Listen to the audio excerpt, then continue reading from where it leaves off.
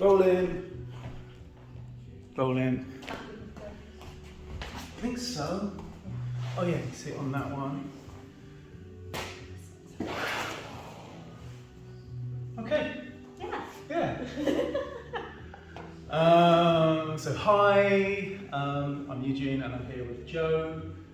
Thanks, Jo. We've just done this is our fourth day, right, of training and practicing, sort of. Although we haven't actually done any practice today, we've just talked. Yeah. But yeah. So this is just going to be a quick, completely off the cuff chat and brief because you've got to go soon in an hour. But I'm really curious to hear some of your thoughts on what we've been doing. First of all, maybe share with people a little bit about like your background, who you are, what you do, where you're from. Yeah, sounds good. So I'm Jo. I trained as a gymnast growing up, and then moved into dance. Went over to America. Was there for a good 4 years. Trained professionally, auditioned, had some professional jobs. Moved to New Zealand, done a bit of teaching. Got into my yoga practice as a way to sustain flexibility, strength.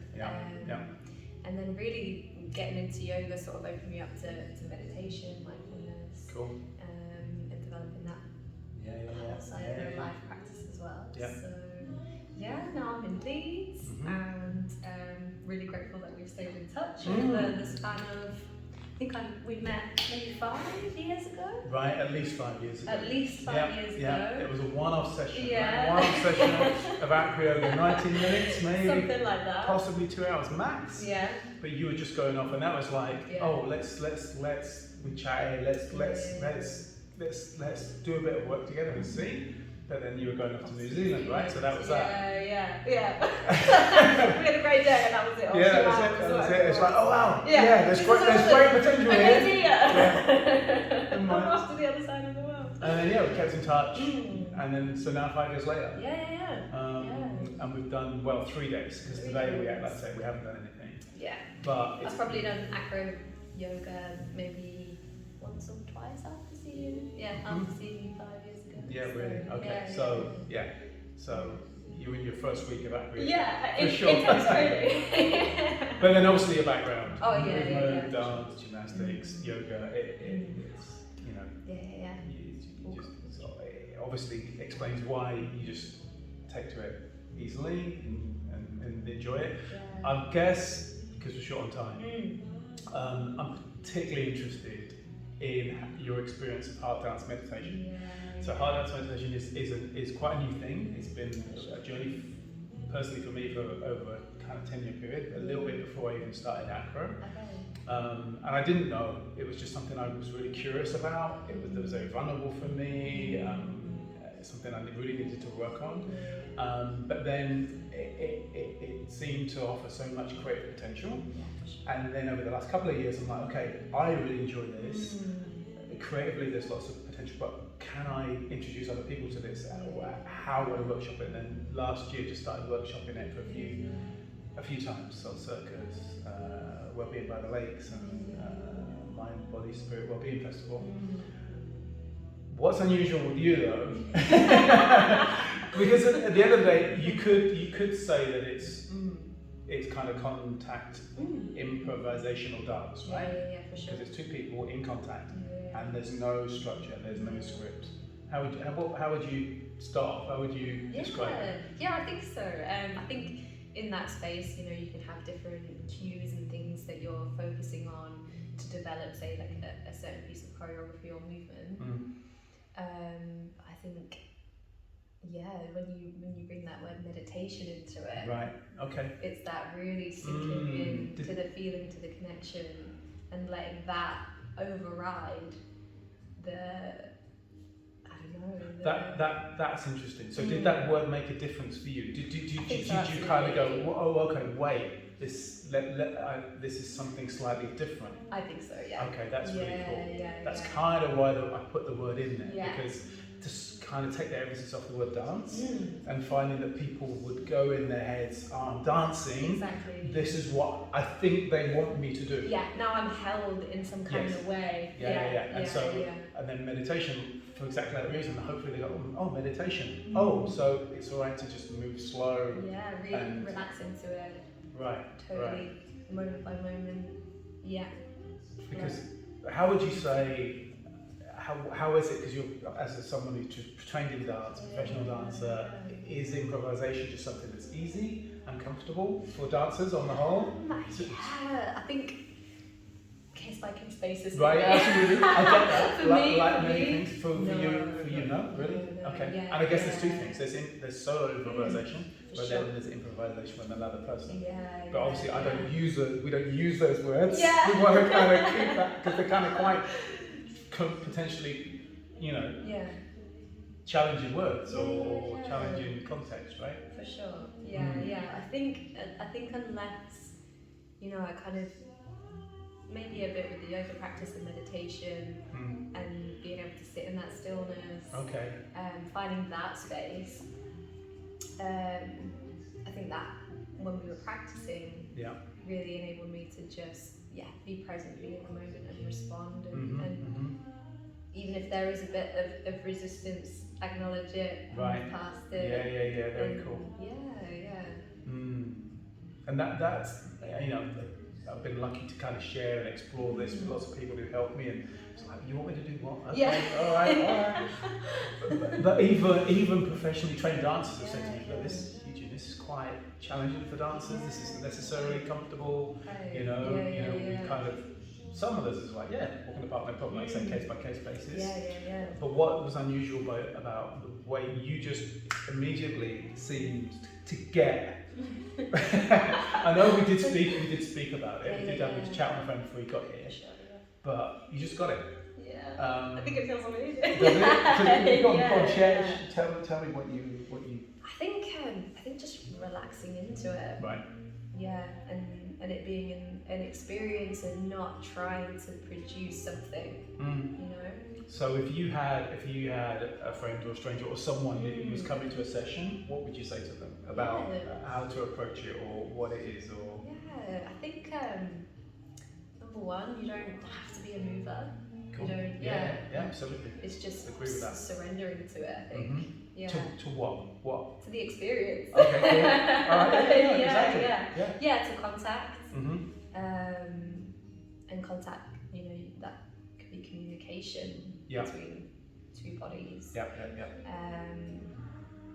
And just listening. Yeah, absolutely. listening to what's going on. Yeah. So we also did one of my favourite things to do with it, and like I've been explaining to you that, when we were at one festival, someone came up and said, look, this has got amazing potential for trauma release. And I'm like, wow, that's a conversation I wanted to have more. And then someone at another one said, oh, look, I'm a relationship therapist, and this has got so much potential for couples. Couples really need this. Please keep doing this. Please offer this to couples. I'm like, wow, we need to have more conversations as well. But one of the things I liked initially, it was a creative thing. It wasn't about trauma release. It just felt amazing.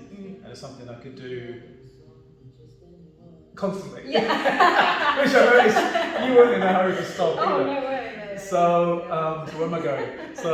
But the thing what's really helped me evolve it was having a photographer. Tried video. It just doesn't video. It doesn't lend itself to video. Tried it and looked at it afterwards. No, that didn't happen. No. It felt completely different. I don't even want to see that video.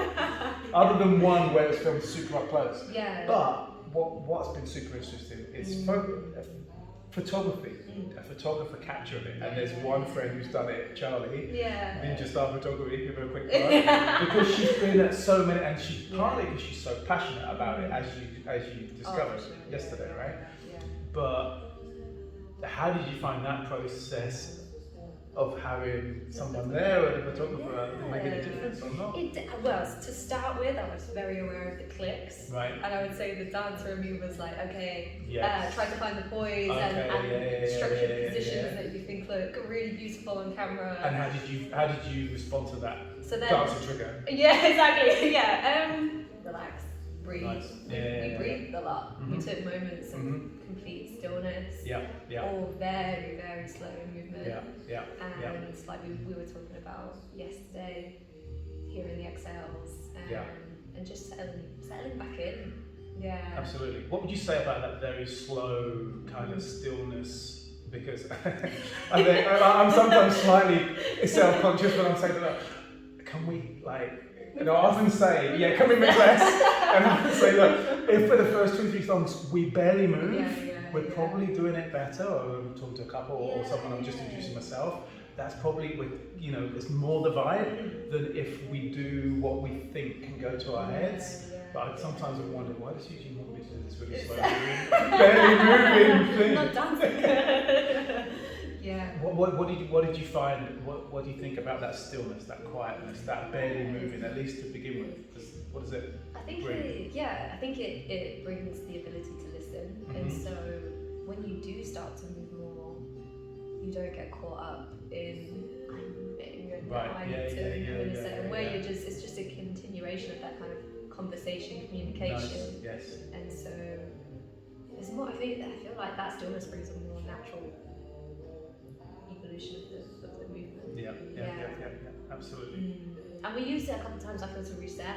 Because Yes. our eyes are closed, so I don't know, maybe we've gone into a lift and we're not sure where we are. Yeah, and just to say, I used to have to keep mine closed to go to that place, Okay. and if I had to open them, it would throw me out. But then over 10 years, I've found that actually I can have them open and still be in a kind of trance. I'm in peripheral vision, and then if you do end up in a lift, I don't have to open them. I can already see, just for peace of mind. But I can kind of feel I've got you anyway, so I kind of could do it closed.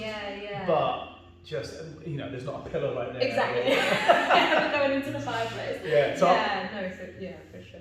But so eyes closed made a difference for you. For me, it did. Right. Just real bringing the focus.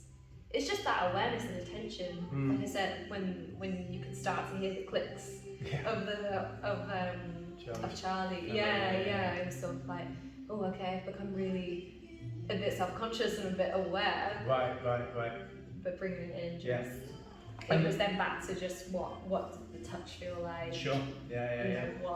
Where is the sensation? And I think the breath every time and stillness kind of reset that. But there were moments of that wasn't the case. That was all that needed to be done. And, And in fairness, and what I was saying to you is unusual. You just kind of the first time we did it, I think it was like half an hour. No idea. And we didn't stop once. No idea half an hour.